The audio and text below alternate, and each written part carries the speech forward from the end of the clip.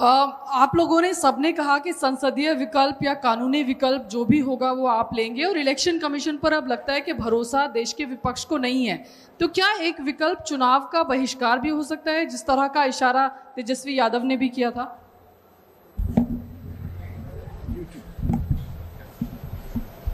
देखिए, उस अतिरेक तक मत ले जाइए।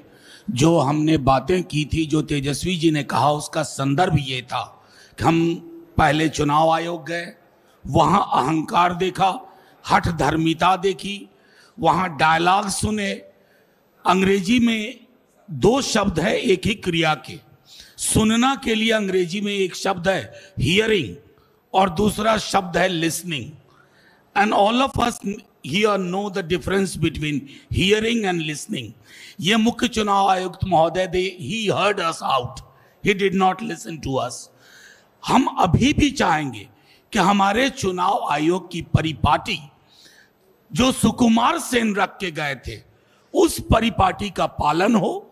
हमारे चुनाव आयोग को ये बोलना ना पड़े कि हम पक्ष विपक्ष के नहीं हैं, सबको समकक्ष मानते हैं। ये उनके व्यवहार में दिखे। और जब कोई राजनीतिक दल या ये तमाम दल चुनाव का बहिष्कार करने की कोई भी फैसला करेंगे, वो जनता के साथ होगा। हम जनता के नुमाइंदे हैं।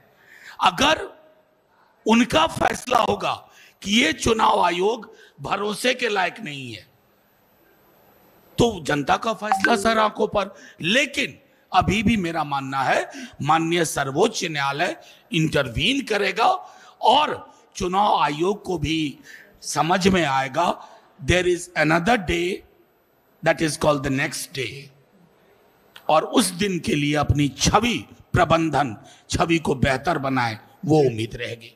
सर, एसआईआर पर सुप्रीम कोर्ट ने आदेश दिया कि जो वोटर्स के नाम काटे गए हैं, उनका नाम और कारण सार्वजनिक किया जाए।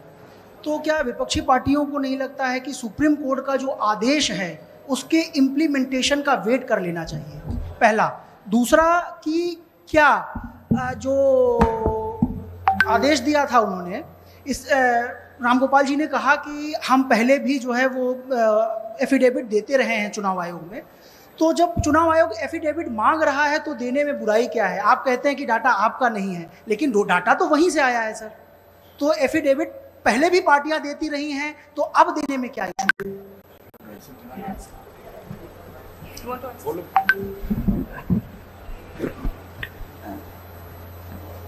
Sir, coming to your question, I'm going to answer it in English if that's okay. You're saying that the Election Commission has uploaded 65 lakh voter lists with the reason that we should wait for it.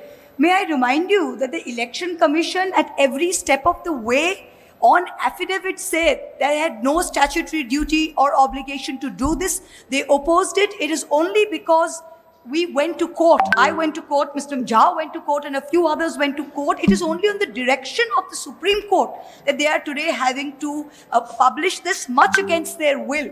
So please be under no illusion that the Election Commission, due to transparency or due to any constitutional obligation, published this list. It is only because they were forced to by the Supreme Court. Number one. The second thing that you're going on about affidavit. What is an affidavit supposed to be? An affidavit is for an official or a legal document to authenticate something. In this case, the election commissioner himself is saying that 22 lakh deaths were not recorded in previous electoral lists. So you are saying that the previous electoral list was wrong, today's is correct. Are we supposed to authenticate that? Why don't you give an affidavit? Why doesn't the election commission give an affidavit saying that the 65 lakh is correct and saying that the previous one is wrong? How can we authenticate their own data? We are only pointing out flaws.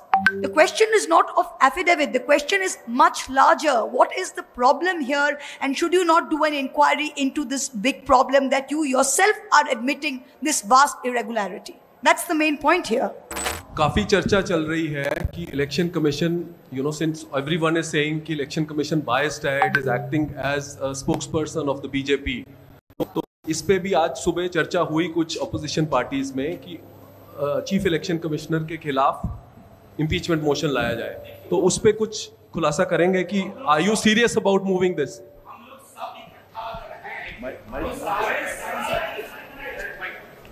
हम लोग अगर सब इकट्ठा आपके समक्ष आए हैं तो ग्रेडेड रिस्पांस देखिए, तमाम संसदीय और कानूनी विकल्प खुले हुए हैं, उनका इस्तेमाल होगा। देखिए, इस पर चर्चा हुई है, काफी सहमति बनी और उचित समय पर उचित निर्णय लिया जाए।